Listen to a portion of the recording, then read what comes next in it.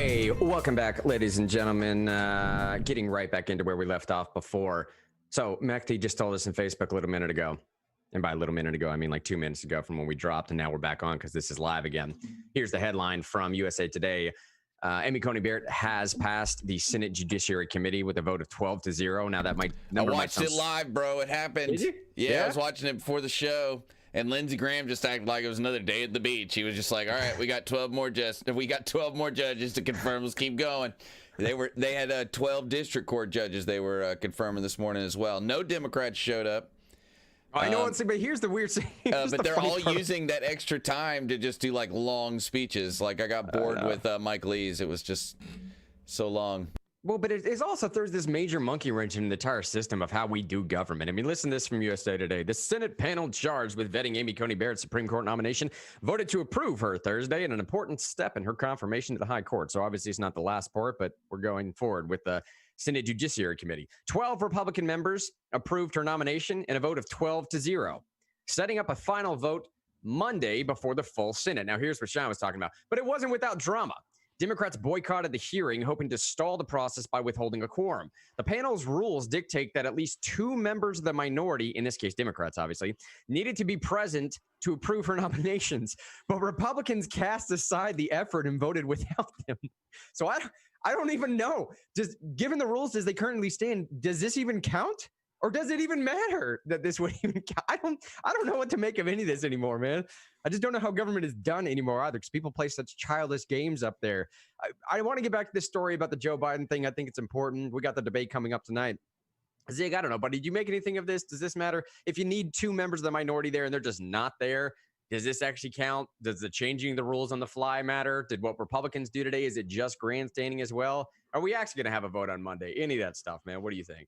Well, I don't think anybody should be upset about the matter, because she's going to be confirmed no matter what anyways. And to delay government, see, the real issue here is that it seems like people want to delay and obstruct government, and people say that like, oh man, you don't want government being too active. The problem is with the budget. You need more time so folks can better focus on the budget. And by doing these delay tactics, that takes away time and attention from the budget. Every senator's mind every year should be the budget, getting it done on time without a continual resolution. That's really where the focus should be on. And this stall tactic could perhaps hinder that effort. I understand what you're saying. I do understand what you're saying. Could hinder that effort. And at the same time, I think the first thing you said was most apt of, it doesn't matter how much you stall this thing. It's not like you're going to be able to stall this all the way to a new president either, right? But also, Grant, I mean, again, we are continually seeing a budget not being able to be passed on time, or a well thought out budget being able to be passed. So any amount of time that can be saved so that can happen should be taken up. And that's one reason why we need television cameras out of Congress.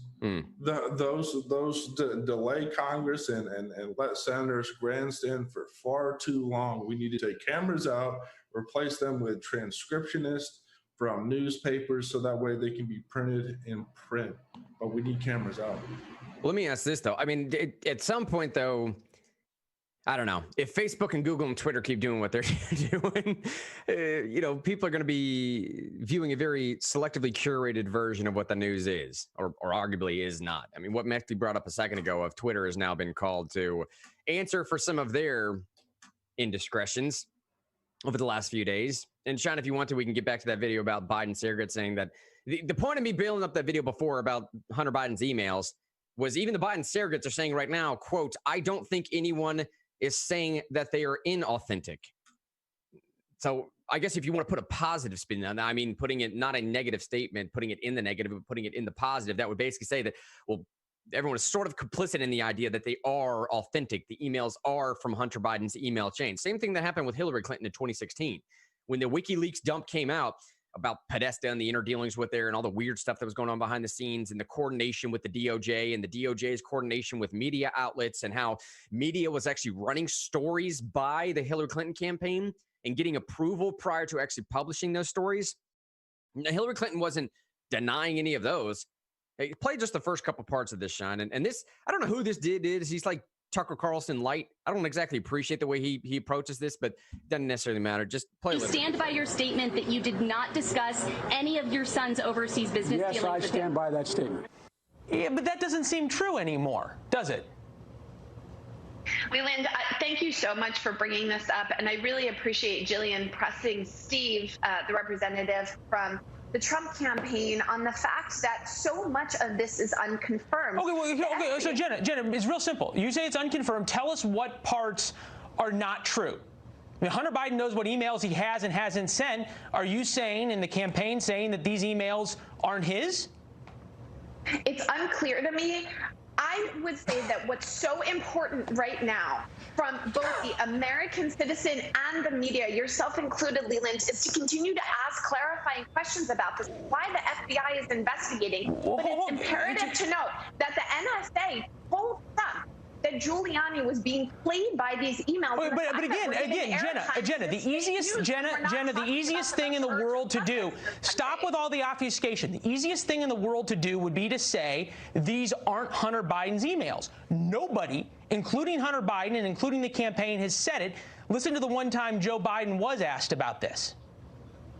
I know you'd ask it. I have no response. It's another smear campaign. It's right up your alley. They're the questions you always ask. Noteworthy, that was a CBS reporter who was able to get that question in the one time that Joe Biden was available. Leland, hold on. Let me ask the question, Jenna. I'm going to ask the question, then you can respond.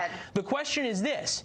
I thought that demonizing the media was a threat to our democracy. Every time President Trump attacks the media, Democrats and yourself included can't wait to yell about that. Don't the American people deserve something better than the former vice president? He goes back and forth with this nonsensical line for a little while, and it just frustrates me. Hold on, Grant. I want to get into some of the psychology of this, of why you're so frustrated. How could you be frustrated by that guy actually trying to get real answers out of this Biden surrogate after watching the Trump town hall with Samantha Guthrie? You get what I'm saying? Finally, someone is getting 1/10 what Kelly McEnany gets every day. Yeah, that's valid. But it's not that bad. He was basically saying, like, hey, look, this is not going to be one of those canned interviews like all these other surrogates have given for a week now. It's been a week. Yeah. And it's like, you need to do more than, we don't think that you guys should be asking better reporting of Giuliani. It's like, no, you should answer a freaking question. Stop. This has been a week. And in news, an hour's a long time. So I don't know. I just had to throw that in there. No, I hear you, man. The reason why I don't like it is Tucker Carlson has made a career off of slyly sneaking in a straw man that doesn't sound like one, right? Like he's sneaking in straw mans in the sense that it poses as legitimate journalism, which in most times it does. But Tucker Carlson is a master at doing this, is a master at recrafting the position of where the interview should go while it is happening. And nobody sees it. Nobody knows that it's going on. But if you follow the logic, like the syllogisms being laid out in the transcript, if you were to just read it, you can actually watch him doing this. And it's fascinating. It's absolutely brilliant from time to time when he does it. This guy, though, he just doesn't do it as slyly, and it frustrates me because I would get frustrated if they did it on CNN to somebody else. The constant changing of the topic to something has nothing to do with the question at hand or something else. It kind of seems like one is trying to get blood from a stone, right? A little bit, yeah. That's how I used to interview. That's how I used to, because it's not a discussion. It's not a debate. It's an interview. You're meant to make people uncomfortable, keep them off their balance so that you can get a nugget of truth, even if that truth is in tone or in lack of speaking. You get people out of those canned answers, and the only way to do that is to be like, fly like a butterfly, sting like a bee, and like hit them over here, hit them down here, hit them up there, to the point where they either get frustrated, confused, or whatever, and you get a moment of honesty. And sometimes, like if you watch that movie Frost versus Nixon back in the day, that did a really good job of showing you, like, they interviewed for 6 days and only ended up using like a few minutes. And it's because he wore Nixon down and got a moment of truth out of Nixon. And that's how you do this it. for me there, Sean. Go to the last, say, 10 to 15 seconds of this video, and let me set this up. So part of the reason why I don't like this style of interviewing is it just seems insincere. It seems disingenuous at best, as I like to say sometimes. I just don't appreciate that from time to time. It doesn't seem like an actual exchange of, I'm trying to genuinely seek what you think the answer is. I'm just trying to prove my point is what I'm saying. And for journalism, I don't know. It doesn't matter. But to Shine's point, so what Shine just said is you jab, you jab, you jab until eventually you poke a little hole, a little chink in the armor until you actually get a point of the truth. The truth kind of sort of seeps out there. Shine, if you got this queued up at the last 10 to 15 seconds, to Shine's point, listen to the last seconds of this interview. Because of a pandemic that was poorly controlled. So if you want to talk about the loss of life because of bad leadership, let's have that conversation. I'm so confused. What's interesting is I feel like you still haven't answered the fundamental question, which is, can anyone say that these emails are inauthentic? And so far, I haven't heard anybody say that. Yeah, I think that's fair. I don't think anybody's saying they are inauthentic. Jenna, let me ask you about. All right, so that was what he was trying to get here to say. It's a 5.5 minute clip, and from second. We're gonna leave that face. Can you see the screen, Grant? Can you see the stream? That face, like I didn't mean to say it. Like even her saying, I think that's fair because she works for the campaign. She hasn't heard anyone say these aren't real. Tell people these aren't real. In fact, she might have heard. Try to stay away from that part. And that's how you know you're getting to the truth. If you look at this face right here on the screen, that's how you know you're getting a little closer to the truth. Yeah. So Jessica asked in Facebook, but Shine, do you establish good rapport before you make them uncomfortable? Again, that's one of the ways that Tucker does this. Depends on who we're talking to, right? Like if we're talking to someone I may never talk to again because this is their moment of relevancy in their life when I'll run into them, and this is, you know what I'm saying? If it's that kind of moment, then like, and the people really need to know, you don't worry about rapport because that can get in the way of finding the truth. You know, like I'll do a different job now. Now it's like rapport is everything. And I didn't burn any bridges back in the day, but it really depends on what you're doing. And one of the best things to do is to have that established trust, but you're not going to have that with everybody every time. And honestly, sometimes that can get in the way because it can put an inner bias on you that keeps you from asking the questions. Or if you notice the person that you have rapport with getting uncomfortable, it may subconsciously steer you away from certain topics and things like that. And really, when it comes down to it, when you're on the level of someone like that guy, you know who that guy is, Grant, by the way? He used to work for Cory Gardner when he was in the state legislature in Colorado. So, like, that gives you kind of an idea of who that guy is. Like, he's from Colorado. He's a Colorado guy. He used to work for Cory Gardner. He's a little upset that Cory Gardner's losing or whatever. And he's an up-and-comer on Fox. So that's why he's going to be a little more... This is a big moment for him to get this interview with a Biden surrogate. He's an up-and-comer. If he makes national news, then, you know, he thinks maybe he can be Tucker Carlson in 7 years or something like that. Yeah, and he might, man. So that's all... See, but I have all this weird context in my head all the time. And I'm like, I completely understand what that guy's doing. He's like trying to move forward in his career. You know, like, I totally get it. And he's like kind of mad because someone he really likes and probably even mentored him is about to lose a major statewide election in Colorado. Well, to Mehdi's question a second ago, where, you know, he was, the reason why we're playing that is to set the stage for what Mehdi brought up, saying, okay, so now what do we do about this story? The debate's happening tonight. Is this going to be brought up? The Epoch Times, whatever you want to call it, their headline here, Biden to be grilled on foreign corruption next debate. We'll see if that happens. And finalizing this move that the DOJ just set down 2 or 3 days back. Talking about it's part of the op-ed Royale today. DOJ sues Google. In the last 10 minutes we have remaining here, there's a couple other things I want to get to, but it's important to touch on this now. I'm thinking it may come up in the debate tonight, and if it doesn't, somebody over there is dropping the ball. All right, and I don't quite understand some of the take here that I'm about to read to y'all, but you guys tell me. Op-ed Royale. This is a great thing that we put together. We don't. It's a site called Op-ed Royale. Ding ding. Op-ed Royale. I'm getting all this stuff from a place called the Flip Side. If you want to check this out. All right. Flip Side literally just pulls op-ed opinions from, you know, quotes from the left and then a bunch of quotes from the right. And what they deem to be libertarian quotes, these are not libertarian quotes. They don't take them on that word. but they put them together. And from the left and the right, and this one in particular says the DOJ sues Google. It's all pertinent to this story going on with Hunter Biden's emails. Not initially with Google, but I guarantee you that's what the shut across the bow is meant to be for. If they're shooting across Google's bow, you better know that Twitter and Facebook are paying attention. And for what Mehdi brought up a second ago, they also voted to bring Twitter's CEO, to bring Jack Dorsey, I guess, and all these folks, put them in front of people and start answering questions about, listen, man, nobody is claiming that these are inauthentic. The New York Post, who published this, has the 4th largest readership of the entire nation, of any publication in the entire nation. Why are you shutting this story down?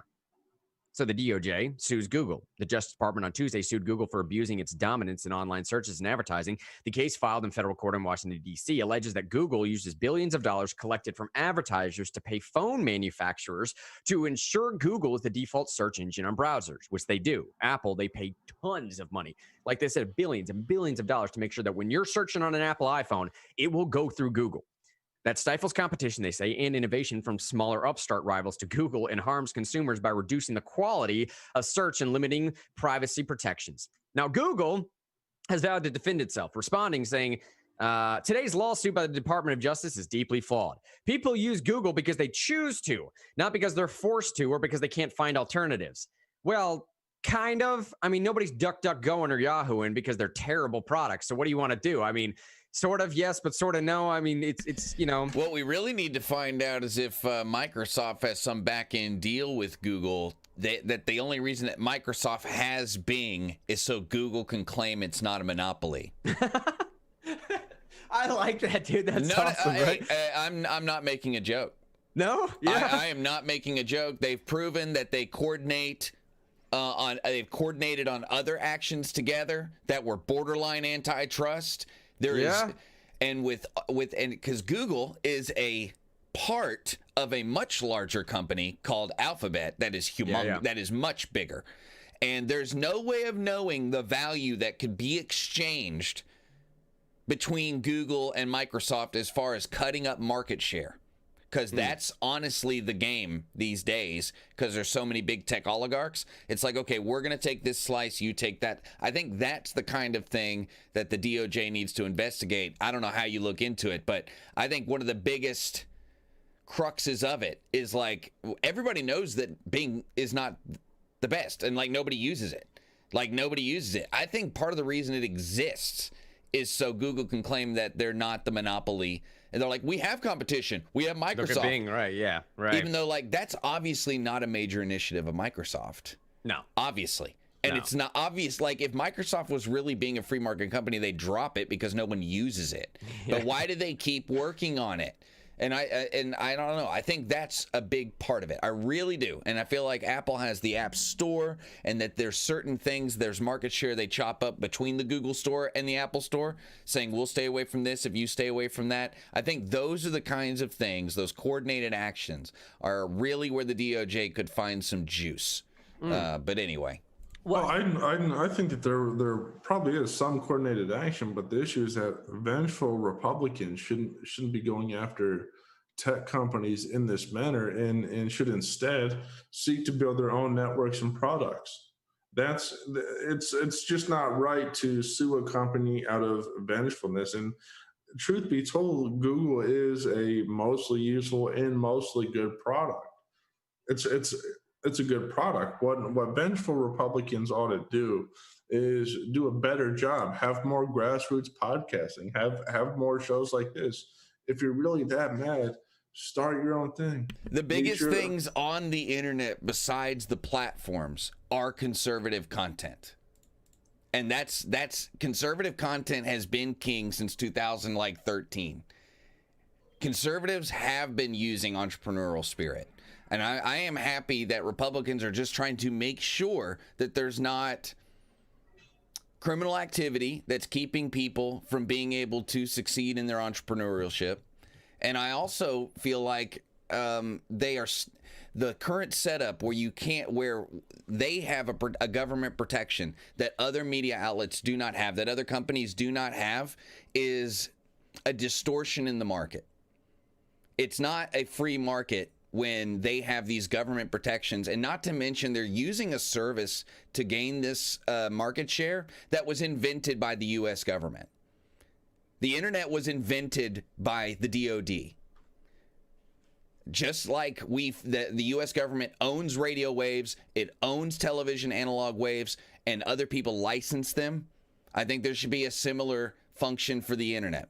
And I think it's totally reasonable for the creators of the internet, the U.S. government, to say, hey, you know, you had some protections for a while. It was only because we were allowing you to get off the ground. Now you have to play ball the same way everybody else does. And suing companies for harm is part of the market, in my opinion. It's how we change things without, it's like a baby law almost, like a little tiny, like a cell of a law compared to a person. And it's part of the body politic. It's part of the market. And the fact that they cannot be sued for many things that almost any other company can be sued for is a gross distortion, and it is the reason they're a monopoly. It's not just because they make a good product, even though I'm not going to lie, it's not like I use Bing, I use Google. Yeah, right. Yeah. You know what I mean? It's not like I use Hotmail, I use Gmail.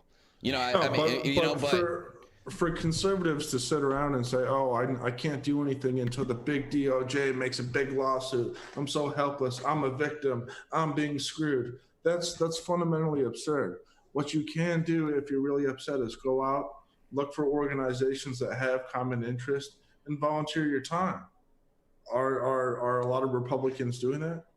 No. To some degree, yeah, but are they taking the same actions that folks on the left would and creating their own multimedia platforms, their own podcasts, their own grassroots movements?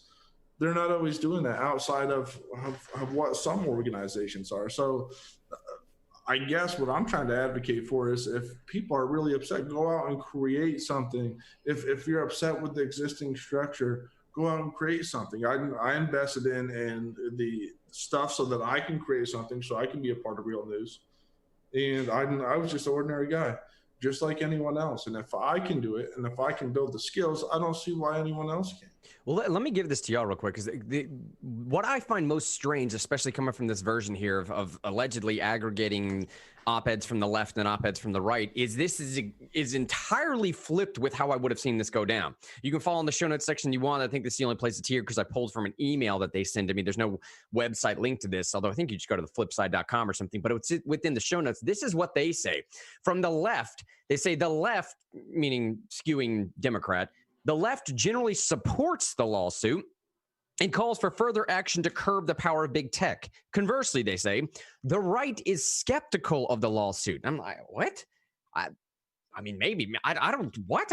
It seems like it's primarily Republican-led legislators that are pushing a lot of stuff, especially over the last couple of days. I mean, Shine, we just played that clip of, goodness gracious, Senator Cotton saying that winter is coming, of Senator Cruz, Hawley, and Senator Graham out there talking about how they're going to take action.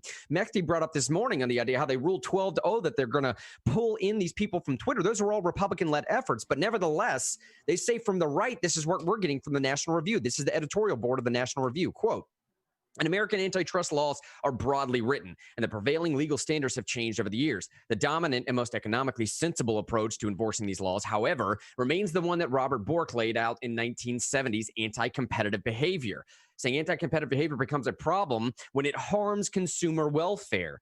In the National Review's opinion, officials should not pursue antitrust actions unless they can compellingly show a company is in fact harming consumers, not just that it's doing everything that it can to attract customers to its product at the expense of the competition. Quote, it is harmful to consumers for Google to pay other companies to feature its, is the question. Is it harmful to consumers for Google to pay other companies to feature its search engines in the default? Saying that's a hard case to make because it's generally easy for those who prefer other search engines to change that default. As Google and the alternative engines are all free and switching can be achieved in a few clicks, because these lucrative arrangements help to subsidize the devices consumers use, and because most would probably choose Google anyway, if it's runaway success over the past 2 decades is any guide. They're basically making the claim that, like, all right, so in the conservative view of things, there's not actual antitrust going on. In the conservative view, so says the National Review, in the conservative view of things, we don't have any real harm here because nobody's paying anything. There's not an exchange of compensation going back and forth. I didn't pay anything to use Google, and I can change it pretty easily on my browser. So if I'm not losing money, I'm not caring necessarily about their market share, and I can switch over to Bing or DuckDuckGo or Yahoo as easily as they set me up with Google. Well, what's the actual harm here I can show as far as having control over a market? And that's where I think the fundamental question comes in of, this is where the law is going to try and catch up to technology. Because I think the factor that they're unable to compensate for or qualify or quantify or whatever is the market control of information. I think that's what people are getting upset about right now. I think they're seeing this as an exchange of commodities. Like, I'm not losing money in the deal, but in some sense, I am losing access to information. I mean, think about what Daniel said in Facebook a second ago here. He said the non-Google parts of Alphabet are a rounding error on Google's revenue. What he means is Alphabet, the parent company that owns Google, also owns YouTube and several other things. But the things outside of Google that Alphabet owns don't really matter nearly as much with the amount of money that they bring in as Google does. Google is like the giant that brings in all their money. YouTube, to the best of my knowledge, may actually still be losing money. I know that's a crazy thing to think about, but I know for several years, and maybe they're profitable now, but for the vast majority of the time that YouTube has been a company, it has lost money. It has just lost money. Maybe the ad revenue being brought in now has changed that around. Its purpose is to control the market share of the video market on the internet. That's its purpose. That's the point, though. The purpose is to put Netflix out of business. The purpose is to put Roku out of business. The purpose is to put HBO out of business. The purpose, and this is what I'm saying, is they're using a basically, because they have these protections, they're using a government subsidized product and then offering it for free, and then using that to put other people who make good products out of business. And it's because they have a disproportionate effect on the markets because they have government protections. There's no way they could grow the way they've grown over the past 10 years if you could sue them for harm. And I think the kind of examples, even though this isn't a Google example, where the Justice Department is really going to get some juice, is like the Epic Games Apple Store thing, where, you know, they get shut out of the market because Apple doesn't like that they make a little extra money and Apple doesn't get paid for it. And my thing is that these companies constantly shut people out of the market, then change their terms of service afterwards. That's the problem. Right. The problem is not necessarily the information stuff. Honestly, the monolith of information, I'm kind of on with the free market people on that. They've done that because they did a good job or whatever. But I think the places that they're going to get some, where I think the harm is when you have people who are making their livelihood off of Google, Facebook, or Apple, and then they're a vendor for them and have a contract. Then they get arbitrarily, unilaterally, that means like not within the current stated rules or their current stated contract with these companies, they are not allowed to be a vendor anymore, and they didn't violate any terms of service, and then new terms of service are issued, and then they're retroactively banned. That's the kind of stuff. If a mall did that to American Eagle, they would be sued. That's my problem, is that there's this gross distortion in the market where people are making their livelihoods. They can get that taken away. It's a violation of contract, and then Google, Apple, Facebook, they're too freaking big to sue as a small vendor, right? And then you're supposed to be able to rely on laws to protect you as the minority partner of this deal, and contract law. You're supposed to be able to rely on that. But you can't because of Section 230, because it's grossly overapplied. And then you have like an appellate district out there that's actually in San Francisco who has been a huge part of growing that perception that 230 covers any kind of lawsuit almost. Not just things that have to do with content. And so you have this weird, I'm trying to think of non-bad words. I'm thinking circle something, you know, where you have like you have courts, legislation, and the biggest businesses in the United States all working together, right? in order to create the largest companies since Big Oil, the original Bell company and whatever. And it's only because distortions in the market. It's not because of best products.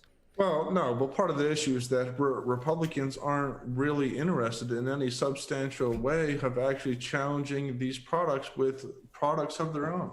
People really aren't interested. What the reason why you could challenge them with a lawsuit? Yeah. See, the reason why people want this lawsuit is so they can have something to complain about and whine about and be a victim. This is Republican victimology. This is what about people who've been kicked off PayPal, bro? When is like kicking people off their banking services ever been like socially okay? When has that ever been okay? For arbitrary reasons of speech. That's a fair point, but that's not what we're talking about. That's all part of it. PayPal can't be sued either because of Section 230. Well, no, but they're not investigating PayPal. I would Google's agree the key that unlocks the door to the rest of them, bro.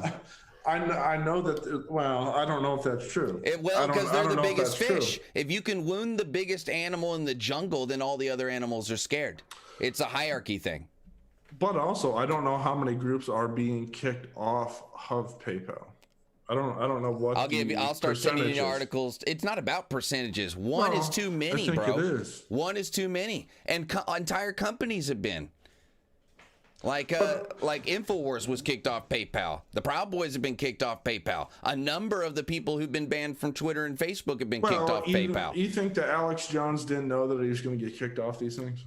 Knowing that it's going to happen doesn't mean it's right. Well, no, but you shouldn't engage in behavior and then know that you're going to get kicked off for that behavior, then act like, oh man. He'd been doing business the same way since the internet got going, bro. It's not like he changed how he was doing business.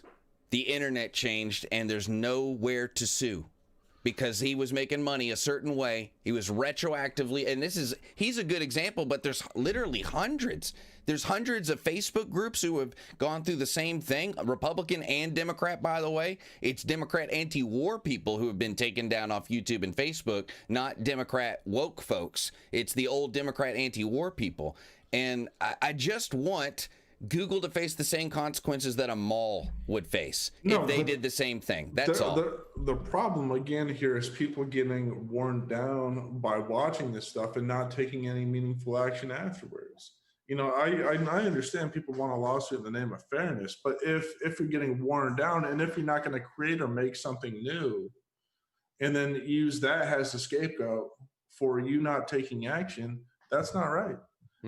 You should be able to say, well, Alex Jones did make Band.video, video, and he's still making about, I think, a seventh of what he used to make, and he's done a good job. But like, that's not everybody had $5 million in the bank to start their own YouTube when YouTube kicked them off, then changed the rules. And I'm telling, like, I feel bad for these content creators. No, I'm talking about ordinary citizens. Ordinary citizens might say, well, instead of taking action, I'm just going to watch TV in a lawsuit. That's a problematic way of thinking, to say, hey, I need the DOJ to arbitrate my life before I go do anything. That's a very flawed way of thinking. And I'm afraid that line of reasoning over time will stop people from doing the right thing. That's the issue. If the U.S. government can't prove that they can rein in Google, then Google will know that no country can. And they will be the theocracy of the future. That's my prediction. The U.S. government is the only thing that could stop Google from, like, literally running every country. Well, look, and I will say this, to that point of what Shine just said, that the U.S. government is the only thing that could stop this. I mean, frankly speaking, we talked last time we brought this story up about this issue's been going on for 7 years. And by that, what I mean is this statement right here that Kara Swisher says from the New York Times, quote, "The time to do anything substantive about the overwhelming power the giant tech companies have was a very long time ago. Instead, state and federal governments on both sides of this partisan divide charged with protecting small businesses and encouraging innovation did squat."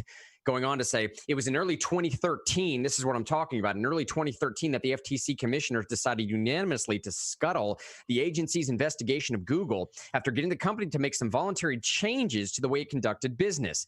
This, despite a harsher determination by its own staff in a 160-page report, which did come to light in 2015, that Google had done a lot of things that the Justice Department is now alleging, including that its search and advertising dominance violated federal antitrust laws, which is to say that the government knew about this in 2013 and did absolutely nothing. Now it's finally taking action, but the question has got to be asked, what does it know about all the others? And I think the idea is in 2013, maybe it was just Google, but now we have the problem of Google also being Facebook, also being Amazon, also being Twitter, and market shares are being cut up in the sense that, like, I don't know, is it access to information or are antitrust violations going on there? Has the government been complicit in it?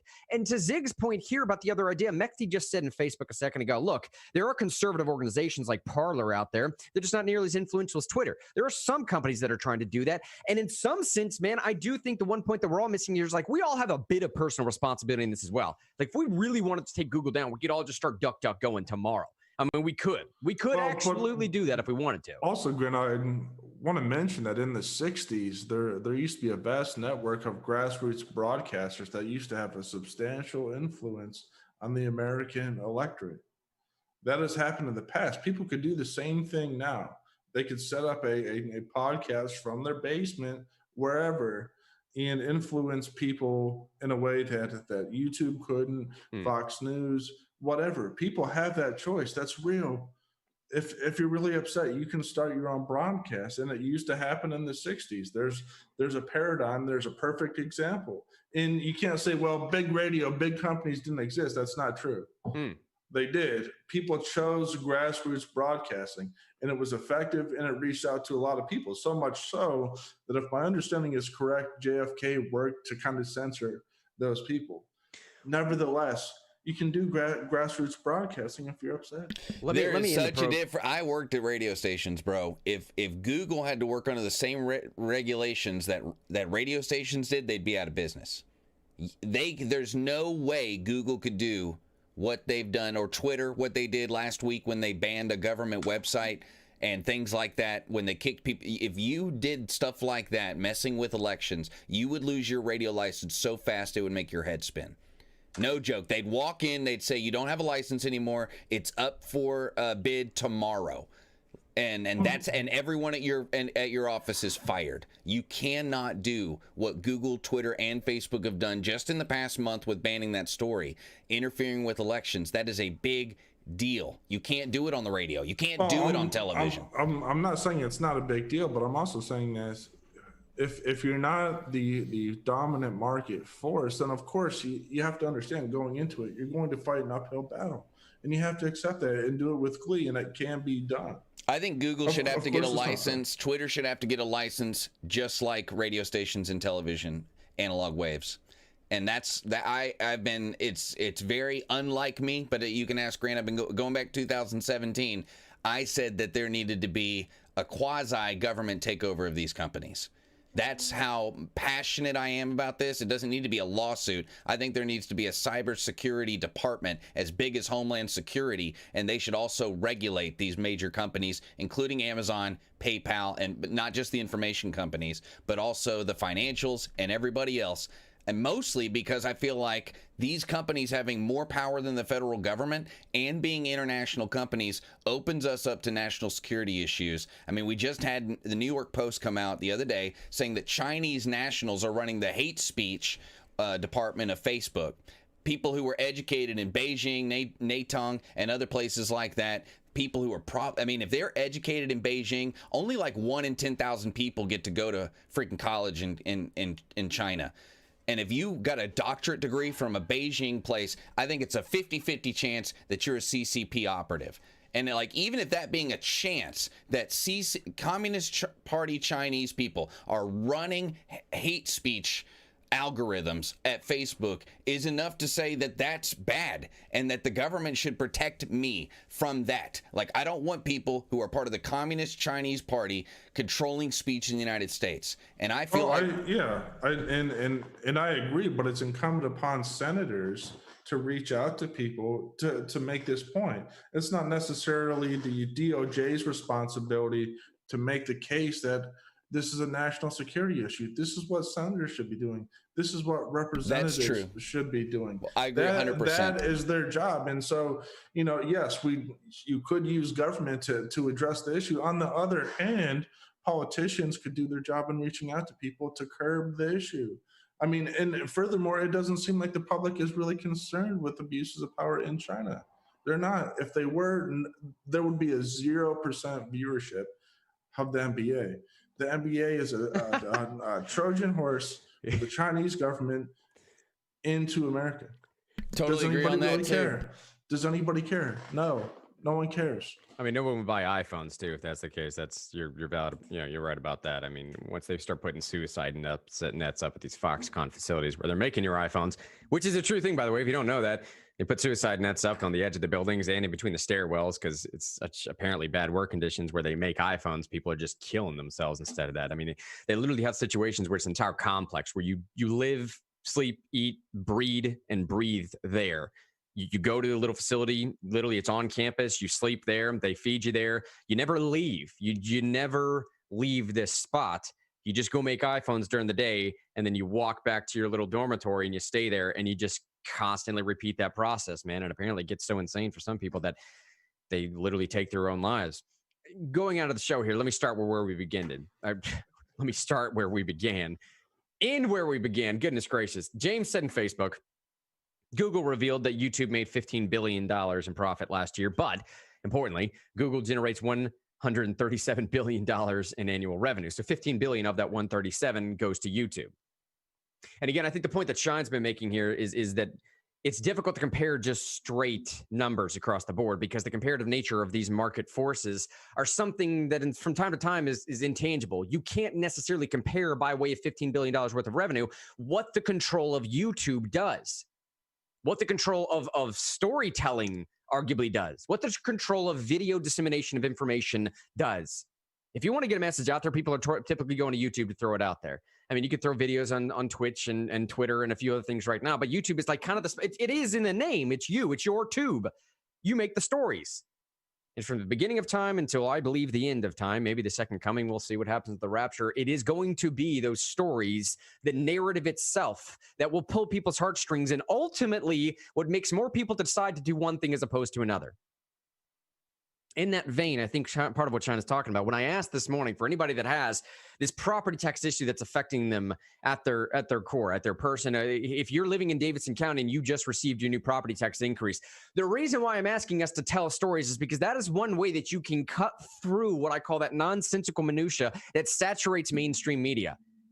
The story we're getting back now from city government here in Nashville is that they're going to have to cut firefighters. There's going to be a 25% increase in the time that you have to wait for emergency responders, that education is going to go out the window. Now, we could claim that to be farcical all day long, if that's even a word. We could claim that these things are never going to happen. We could actually cite the statutes to show that you can't drop spending below a certain threshold. You have to maintain at least a basic core function of what government is meant to do. We could do that. But what I think is really going to pull on people and what's really going to do that is storytelling, is people telling their stories. So this is why I asked at the beginning, if you've received a property tax increase, video yourself telling your story. Show me what the increase is. Tell me how that's going to affect your life. You're going to have to cut out some version of spending. Are you thinking about moving? Video that yourself, put it up on your social media. Hashtag it with Nashville Taxpayer Protection Act, include Americans for Prosperity Tennessee, put our tag in there, or reach out to me individually, Shine individually. If you want to film it and kick it to us, we'll edit it for you and throw it up there. Or if you want to come on this program and tell your story, if you want to have us call you and do a quick 2 to 5 minute Zoom interview, we'll tell your story. I'm going to hit some of the streets in the next coming weeks here and just find people on the streets to tell me their story, because storytelling, the power of narrative, will always be, in my opinion, the most effective tool to get the message out there. And I think in some sense here, what we're really talking about is a monopolization of a message, a monopolization and control of information dissemination, of me to tell my story to you and you to properly have access to that story, not to have it curated away from it, not to turn something to a different manner here, to have my voice heard. And the internet should be that tool. It should be a tool to allow my voice to be heard and yours to be heard and us to collectively come together, as Zig is talking about, to coalesce like Captain Planet and our powers combined type thing. But once you start stifling and censoring, it just doesn't give you that ability anymore. But you can cut through. That's why I'm trying to do this initiative right now. Tell me your story. We're going to put this together the next couple of weeks. So within this thing hits, and we're going to vote on this thing on December 15th, we'll have an entire month worth of a media blitz of just taking over social media of story after story after story of people telling how this property tax increase is going to affect them and how they love the National Taxpayer Protection Act because it gets at the core of what the problems are, the structural changes that are needed. And through this collective voice of, I don't know, dozens or hundreds or thousands of people, that message will be undeniable. So again, on the way out here, it's 10:21. We're super late today. A few other things I want to direct your attention here to. There's some stuff in there about the 2020 election. Presidential debate is happening tonight. If you're in the Nashville area, we're holding some grassroots training stuff tonight. If you want to come hear more about what we do at Americans for Prosperity, if you want me to shoot a video of you, I'm bringing my little 2 microphones set up here so we can remain COVID conscious. If you want to shoot your video, tell me what you're thinking about. We're doing this tonight. Links are all over the page here, all over our page, Americans for Prosperity Tennessee as well. But hey, man, y'all watch the debates, have some fun, understand why we do what we do with this community is to grow and learn and love on one another and genuinely actually progress as human beings through a little bit of struggle and a little bit of trial and a little bit of debate and a little bit of disagreement. So when we have disagreements, it's disagreements amongst friends and neighbors, not amongst enemies. My name is Mr. Henry, David Sean Thompson, Zig Buddy PA way over there. We will see y'all tomorrow. Love y'all. Small ad. I'm doing a John DeBerry call bank tomorrow. So if you want to volunteer to help out John DeBerry, help get out the vote for John DeBerry, send us a message on Real News with your email address. I'm going to do like a Zoom call beforehand. You can do this from home. I'll get you all set up. But yeah, let us know if you want to help volunteer for John DeBerry. Hey, and me and Zig had this great disagreement today, and like we're still friends, and we're going to be stronger because of it. The show is stronger because of it. Have disagreements, and then be friends. It's going to be good. Thank y'all.